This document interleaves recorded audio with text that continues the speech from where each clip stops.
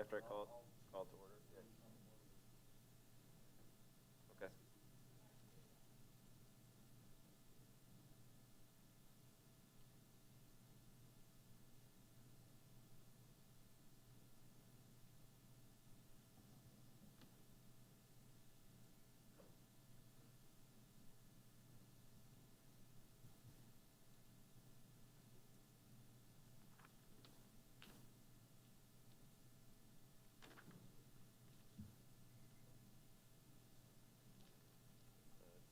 Timothy's not here, right?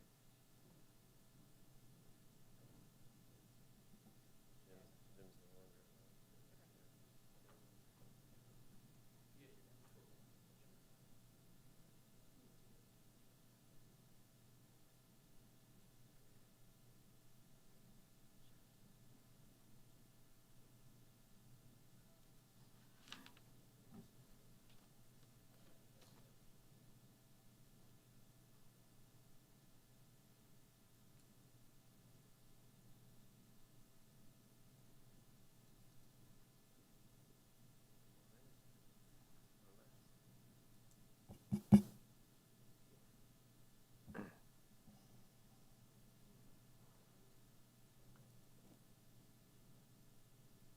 Oh. Sarah, did you get a decline from Tim? Should we wait on? Okay.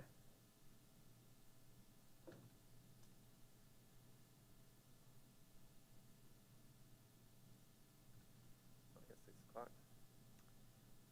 I'd like to call to order the September 2nd meeting of the Planning Commission. Mr. Chairman, I have a request, if we could, before we get into the agenda. I think it would be nice, since we have some new faces, we're missing one person, but I thought it'd be nice if we just kind of did a quick reintroduction, what ward you're in, that kind of stuff, how you got here, by hook or by crook, whatever it is, if that's okay with everybody. You don't need your life story, just. Sure. You want to start? Let's start down there. My name is Sarah Shekels, a resident of Ward 3. I've lived in North Kansas City for 7 or 8 years, and I'm looking to just be more active in my community, and this is where I'm implementing that starting today. I'm Byron Spencer. I'm currently the chair of the Planning Commission. I've been a resident for 10 years, and I have been on the Planning Commission about 5 years, I think. Back in 1986. No history. Wow, that sounds really loud on this one. I'm here by default. I'm the mayor and appointed to this by that. I don't know. Sorry, I don't have an Why is this so loud? What did you do, appoint yourself? Yeah. Dave Wood, I live in Ward 1. I don't know how long I've been here. I'm one of the old guys, but like Sarah said, this is something I can do to help the community, so. Anthony Saper, council member from Ward 1. I was appointed to serve, and I've been here for about 27 years now. Much less than Dave to my right. And I guess I forgot Ward 1. I I'm, didn't include that. I'm Ward 2. Okay, with that, why don't we see if there is a motion to approve the agenda for September 2nd. So moved. Second. All in favor? Aye. Okay. We next need to have a motion to approve the minutes from April 1st, 2021, which is our last meeting. So moved. Second. All in favor? Aye. Item 4, selection of the Planning Commission Secretary. So we have, Jim was our previous secretary. He is no longer on the commission. So do we have a nomination for secretary? Are we starting with volunteers? I guess if you want to do it, will you do it? I would volunteer to be voluntold to be secretary. Yes, I would. I will nominate Commissioner Woods. I'll second. All those in favor? Aye. Aye. Any opposed? Okay, congrats, Dave Wood, to our Secretary of the Planning Commission. Moving along, we are at item 5, the PC 2021-05 zoning ordinance map amendment for Lot 2, North Kansas City Destination Development.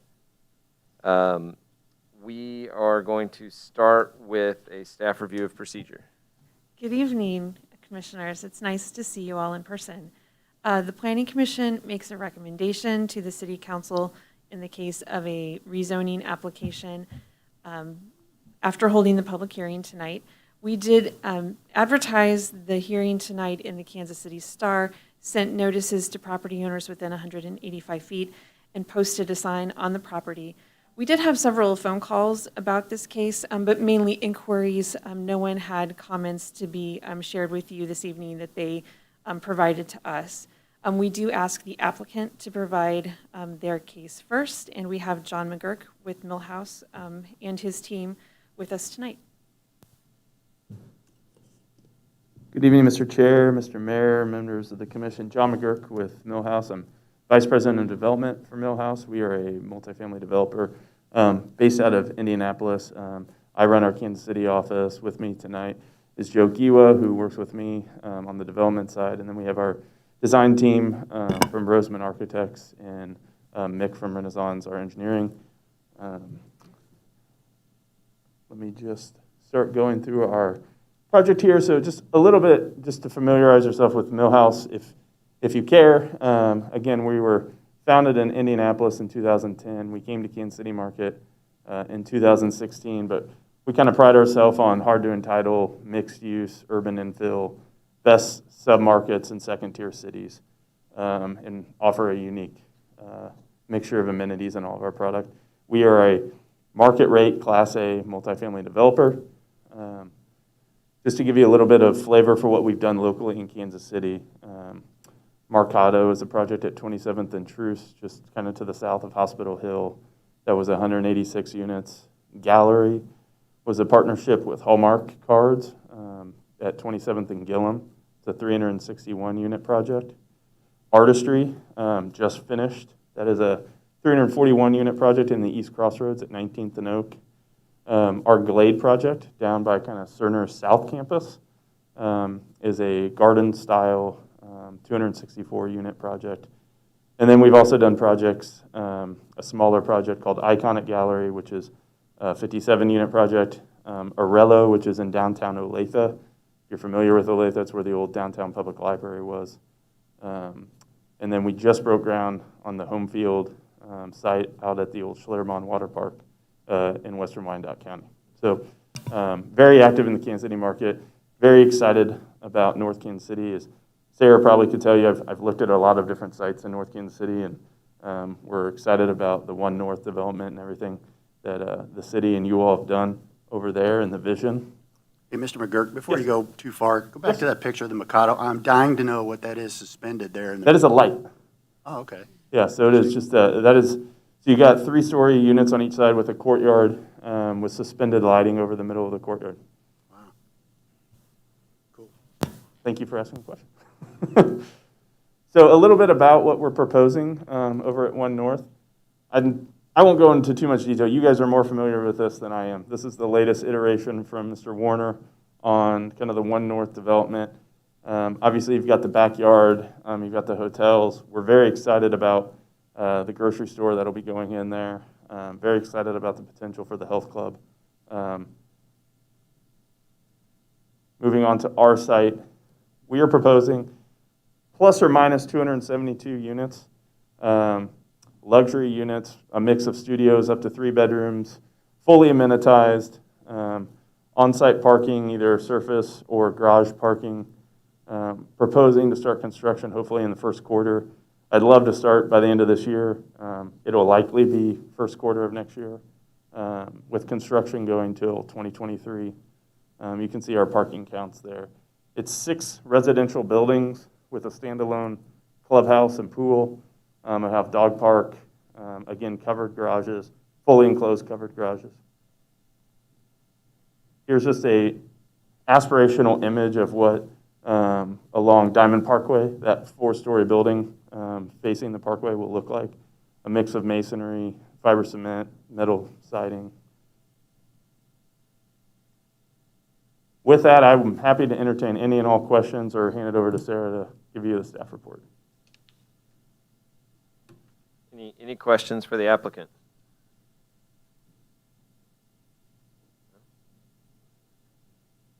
Okay, we'll move to the staff report. The first thing I'd like to point out is that we have referred to Lot 2 in this application and in the staff report, but the applicant is actually requesting only to rezone a portion of Lot 2. They are leaving a couple of acres in the northwest corner of the existing Lot 2 to be zoned C3. When in the staff report, we're just showing you the outline of the whole lot, but our understanding from the applicant and the master developer is that they intend to subdivide this lot along the line of where they're the rezoning application in the future. So I just wanted to start by pointing that out. Our zoning ordinance has a list of criteria for considering rezoning applications. We feel that this application is in conformance with the master plan. The 2016 master plan classifies this property as part of our planned mixed-use character area, which is applied to all of 1 North. And calls for a mix of employment, commercial, residential, and entertainment uses with high-density residential dwellings. So the application is in conformance with the planned mixed-use character area. While the property was zoned C3 not that long ago, in 2017, it has been vacant for quite a while. We went back and looked at the aerial photography from 2004, and it shows that the southernmost corner of this lot was at that time used for outdoor storage, but otherwise it's been undeveloped.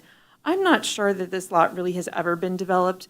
Most of the interior of 1 North has really never been developed, and it's, there was no access to a lot of this area. So this property has probably never had anything on it. We feel that the length of time is another consideration for a rezoning for a use where the developer is ready to move forward. The redevelopment area, has a mix of uses, so this is in conformance with the character of the neighborhood, and it supports the abutting zoning districts and their development. The master developer has indicated that this is part of an important component of the development for the grocery store in this area and the other retail components of the master plan for the area. And so we feel that this is in conformance with the criteria for rezoning in this area. Staff would recommend approval of the map amendment here, with the exception of the noted area in their application. And I would be happy to answer any other questions you might have.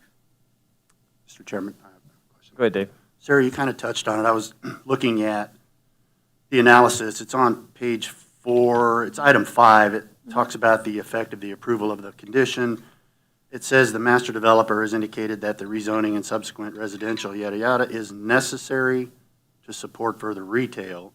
You kind of touched on that. Can we expand on that? I mean, how does that, is there a formula, and maybe this is a question for Mr. McGurk, but I mean, how do we know that adding 272 units is necessary to support further retail?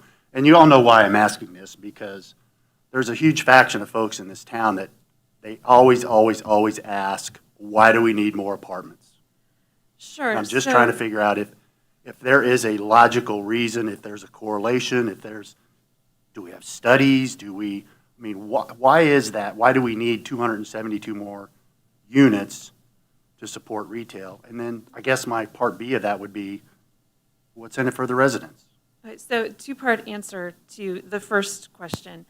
If you go back to our 2016 master plan, we did a market analysis for North Kansas City at that time, and it found that to have more retail development inside North Kansas City, both downtown retail and grocery store, which has been an issue for a long time, that we did need to have more rooftops in North Kansas City. When you drop a pin and do a 135 mile analysis, we get a lot of river, we get a lot of rail yards, and so the area that's left over, more rooftops, will help support more of that retail.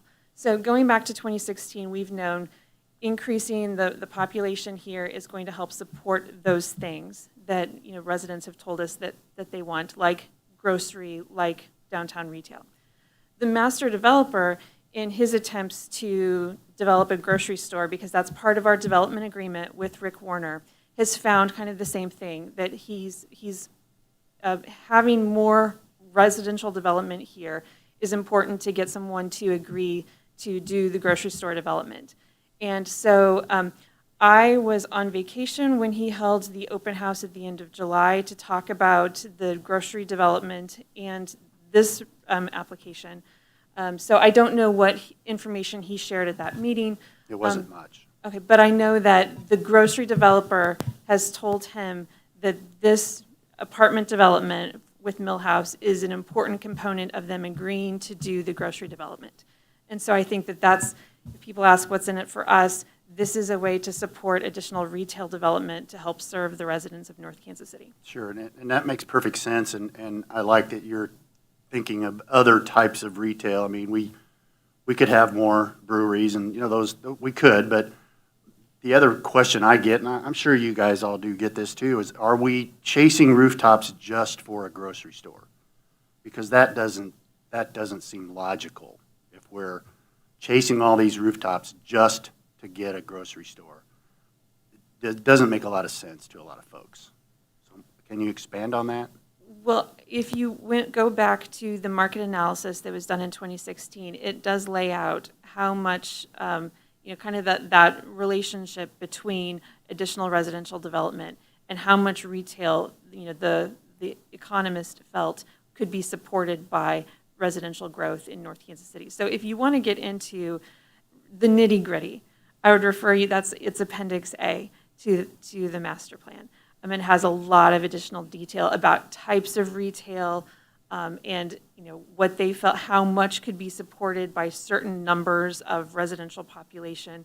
So I would take a look at it, because it's a lot of detail, but it's also, I think, written in a pretty understandable way if you want to get into the nitty-gritty. Good, thank you. Sarah, one question. Was this at a previous meeting where we had approved something else from a different applicant and now it's changed, or this was there was nothing ever proposed here originally? That is a really good memory on your part, because we did discuss a conditional use permit for the nets to go with a golf entertainment Okay. here. So this is in a lieu, long time ago. In lieu of that, right? Yes. Okay, just being sure. The other question, this might actually be back, I missed it. It might be for the applicant.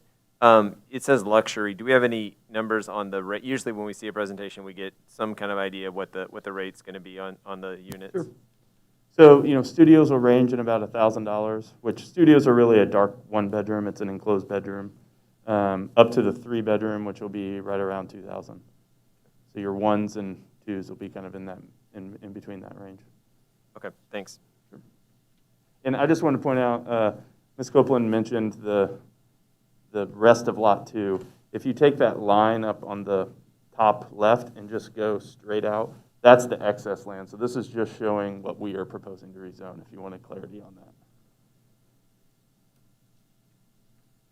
Are there any other questions for staff? Seeing none, I'd like to open the public hearing on PC 2021-05.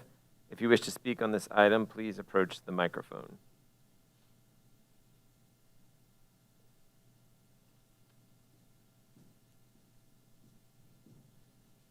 Hello, I'm Damon Miles. I'm with the Labor Union. I'm the market share rep. And I just had a few questions and some encouragement in these projects. These types of projects are popping up all over Kansas City. And the workforce they're using on these are very questionable, at least. Somebody needs to bring this up. There's a project right downtown here on Swift and 18th where they're bringing in the workforce in vans. The vans are registered in Tennessee. The company's out of Virginia. Safety regulations are not anything they're looking at. So if you approve a project like this, I encourage a few things. First thing, I am for development. I want to see projects like this, but in these projects, I highly recommend that these are jobs where there's some kind of certified payroll, that we realize that these are people that are in our community that are paying taxes, and these tax dollars turn around and go to our grocery stores, our schools, they buy work boots, that type of thing. My first project I worked on was North Kansas City Hospital. I worked on it 20 years ago. I've worked on Harris Casino for more than a year. I've worked on North Kansas City High School up here less than 2 years ago. When I work in this community, I drive myself, I buy my gas. My license plates say Missouri. I spend the money in the community. I buy lunch at your stores. I don't get in a van, load people in the vans, drive to a hotel that's outside of town, see how many people can live in a hotel. So all I'm saying is that you make this certified payroll, you make this prevailing wage, you make local hire requirements. It's your tax-paying money. You guys have given TIF money for this. You've spent money in this area. It's a $46 million project. They can afford to pay prevailing wage. They sell their stock on the stock market. These are big-time developers, and they're making lots of money. And the least they can do is give back to your community. I'm all for development. All I'm saying is use local help, use minority-based businesses, use women-based businesses, and last, if they'll sit down and negotiate a labor harmony agreement with the workforce here in Kansas City, we'll support this project 100%. Thank you. Thank you. Any other comments from the public? Let me just, yep. Sure. Anthony, go, oh, I can close the public hearing real quick if we want to, and then we can, or do you want to speak on his behalf? Whoops, there. I'm familiar with most of the terms you use, but certified payroll is new to me. What does that mean? It goes hand and foot with the prevailing wage, basically, is the payroll is public knowledge, just the same way as officials are, or the union payroll. If you want to know what I make, you can get on the computer and you can find out what I make because I work for the union. But certified payroll is public payroll that somebody can request and find out what people's getting paid to make sure they're getting paid prevailing wage. They go hand in foot. You require prevailing wage. How do you make sure it happens? It's prevailing payroll. It's a sunshine law, so you can actually go to somebody and say, hey, we'd like to have the payroll for the sheetrock company doing the sheetrock. We'd like to have the prevailing payroll for the company that's busing people in Kansas City. I can't tell you what wages they're paying. I can tell you what they're doing. I got pictures. I'll show you outside of the meeting if you want to sit down. I'll show you what these developers are doing. And as I said, I'm for development, but it's the paying people on their table, paying people 1099 like they do rooftops, where they'll work one company, they'll work another. Nobody pays taxes. You just put it in 1099s. The 1099s turn around, gets passed out in cash. Nobody pays taxes. Thank you. One last check. Any other public comments? Seeing none, is there a motion to close the public hearing? So moved. Do I have a second?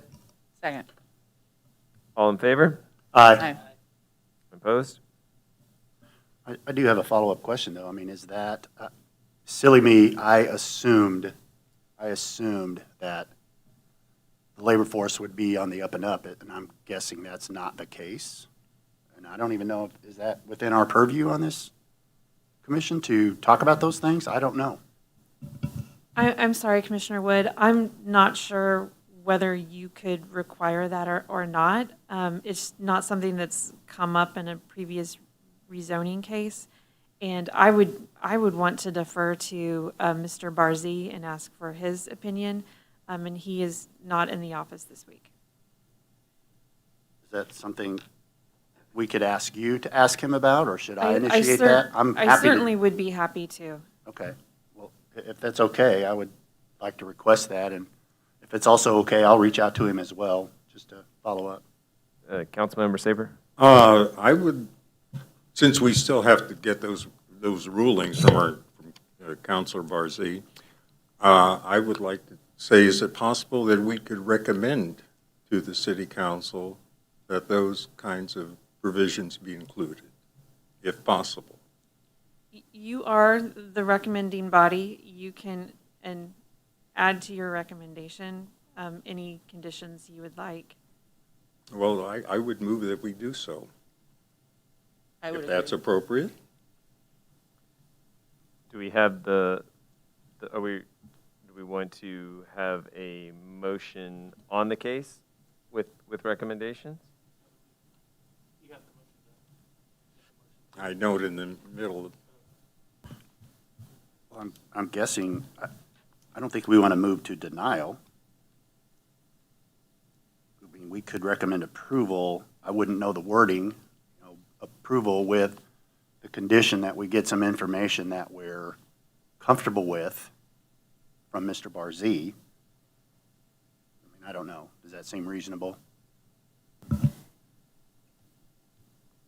Unless the city council remands something to you, cases generally, once you make a recommendation, don't come back to planning commission. If this is something where you're wanting information to come back to you, then you might want to consider tabling this item. But, Or we could just put it all on the city council. or you could put it all on the city council. We got two of you guys here right now. I mean, we could have a motion that says there is a recommendation that the city council review the labor that's involved with the project before final approval. I don't, applicant, did you have another comment? I just wanted to say that, we've done 8 projects in Kansas City now. We use local subs all the time. This is, multifamily development cannot work with prevailing wage. I will just tell you, if that's a requirement, which I don't think it's within the purview of a planning commission considering a rezoning to put a requirement like that on a project. We just won't be able to do the project. That's just hands down how it'll be. So I just want to make sure you guys knew that. But I don't think it's a germane to include that discussion in a rezoning.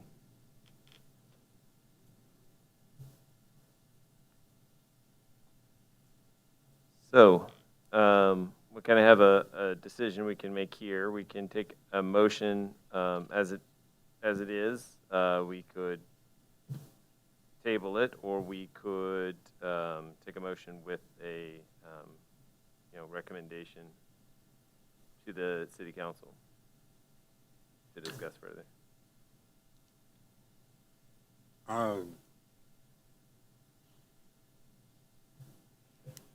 I would move that we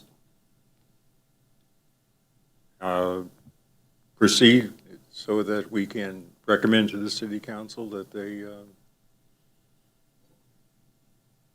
consider these issues. I think that's fair. So can you say, do I have a motion for case PC 2021-05? Actually, I was going to suggest, I don't know all the rules with this. I do kind of agree it's not totally germane to a zoning map amendment. Is it possible that you recommend approval and include like a note or an attachment or some other way to get it to council without that necessarily being in the motion or the approval? I don't know. If you want to recommend approval and just direct staff to provide additional information about, wage rates in labor, we would be happy to do that. I don't know. Whatever you guys feel. I was just trying to think of various ways that we could accomplish this. That makes sense to me. So I would make a motion that we approve PC 2021-05 with the condition that the staff would get back to us with more information on the labor pool, labor type, payroll question. I'd second that motion. All in favor? Aye. Any opposed? Okay. Thank you all. Before you move on, I would note that this item will appear on the September 21st City Council agenda. Item 6, PC 2021-06, a zoning text amendment We have a staff review of procedure. Yes, so this rezoning text amendment, the city is the applicant. And we still come before you for a public hearing on our text amendments. And then you hold the public hearing and make a recommendation to the city council. This is a pretty simple item, so I'll just go right into the staff report if that's all right. Yes. In July, I'm sorry, not July.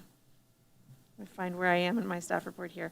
Earlier this year, it was in July, we had several inquiries about block parties.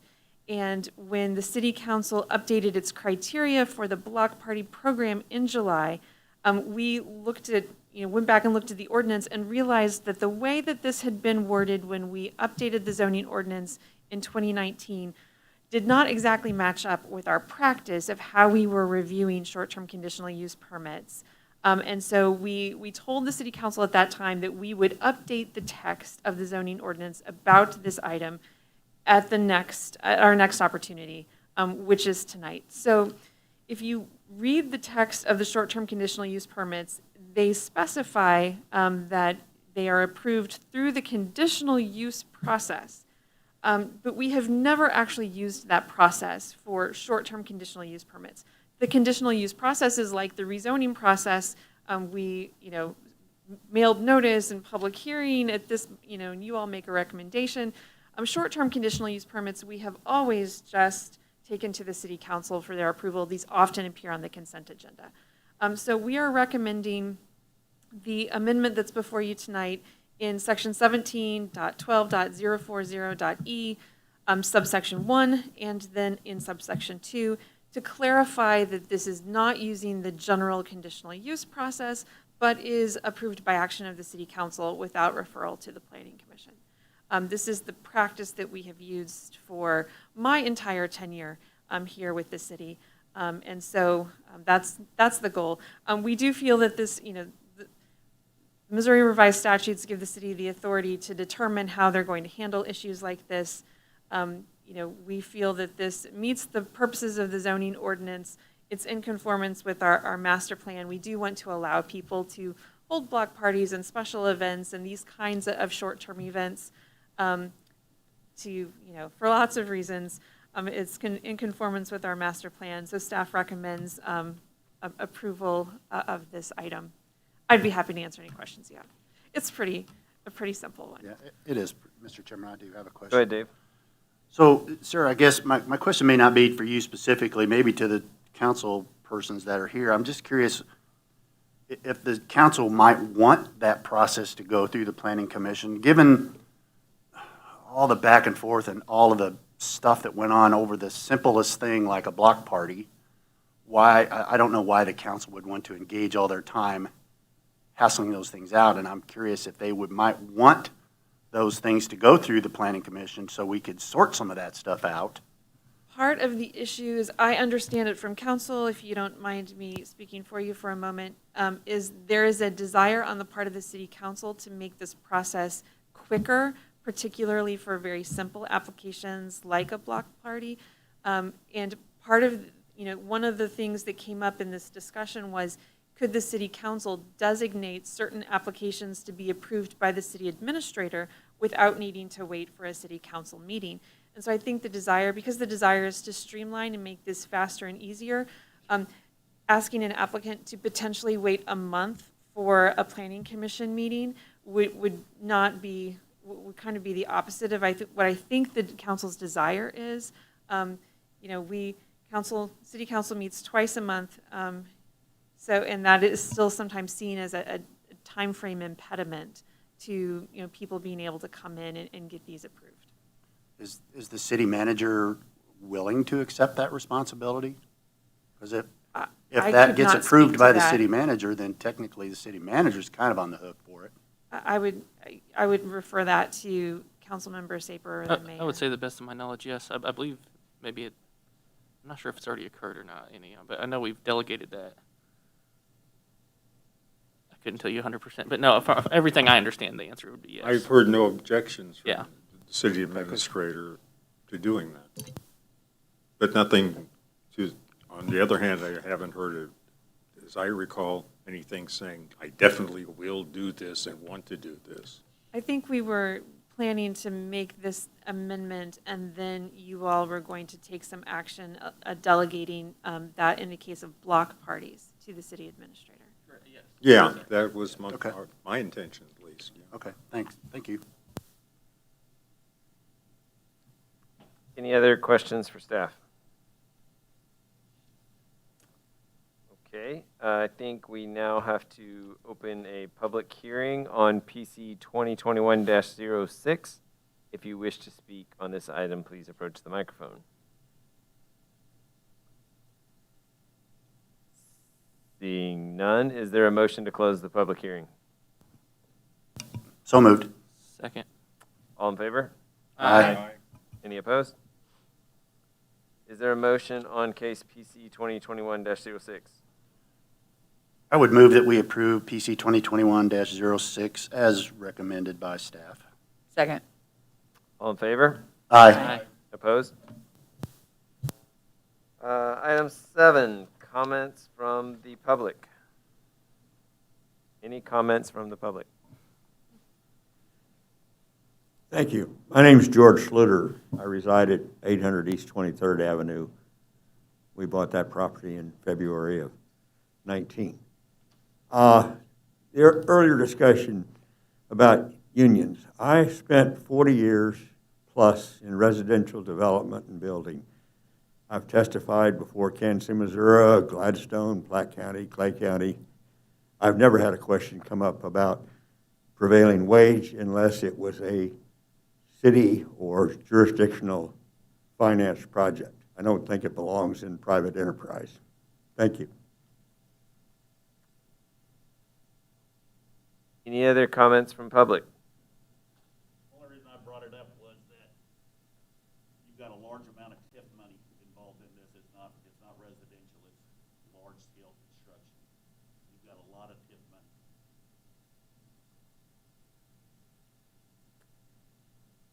Okay, any other public comments? I'd like to move to comments from the staff. Well, thank you. It's nice to see you all in person. I want to thank Sarah and Dave for attending, and also the mayor, Councilmember Saber, for attending the joint meeting with the city council on August 17th. I hope that was an interesting presentation for you all. Our hope is, as we get back into a regular rhythm of in-person meetings, to restart doing more training items for you. It's been a while. It's been a while since we met in person, so it's been a while since we were able to provide any of that to you. If there's any topic that in particular you're interested in, please let me know. I would be happy to arrange something that it's a particular interest for you all. At this point, we are in the middle of working on the east-west connection study. That's looking at Armour Road between Ozark and Taney underneath I-35 to evaluate what possible improvements might be made to make that a more comfortable and safer connection for people on bicycle or walking. We held a focus group related to that in July, and the consultant is right now working on putting together an online survey so that we can gather opinions and feedback broadly from the community. So when that's available, we will be sending it to you and asking you to share it with your community so that we can get some wide input on that study. That study is moving along kind of slowly, but it is moving along, and we're hoping that we can get some nice recommendations wrapped up by the end of the year. And we are working closely with MoDOT, and that's part of the, it's moving along slowly, but it's moving. And we're happy to have that moving along. And we're hoping to get started on the design project for the shared use path from Diamond Parkway to 14th Avenue later this fall. So some fun projects starting. And then at this point, we're not sure that we will have cases for your consideration for October, but it is early in the month, so we might. But we are looking, the people that we've talked to where we see a possible case coming to Planning Commission, at this point, we think those might be happening later in the fall or early winter. So we will keep you posted about an October meeting. And that's all that staff has for you tonight. And also, I'm glad that you all could meet Megan in person. I know that this isn't her first meeting, but it's also her first meeting in person. So here she is in the flesh. That's all we have for you tonight. She loved it so much she came back again.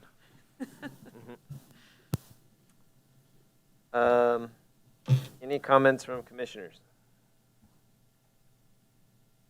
I just have one. I'd like to recognize the gentleman who's here in his scouting uniform. I assume that's for citizenship in the community. Excellent from One Eagle Scout. I recommend you and commend you for that. So thanks for being involved in public activities. And then I guess one question for our mayor here. I assume we are. Do you have applicants for the openings? Okay. Okay. Hold on, Mike, there. Work in progress. Okay. We have 2 openings currently, correct? Just one. Just one. Okay. Microphone, just one. Okay. Any other comments from commissioners? No. Is there a motion to adjourn? So moved. Second. All in favor? Aye. Aye. Aye. Opposed? Thanks.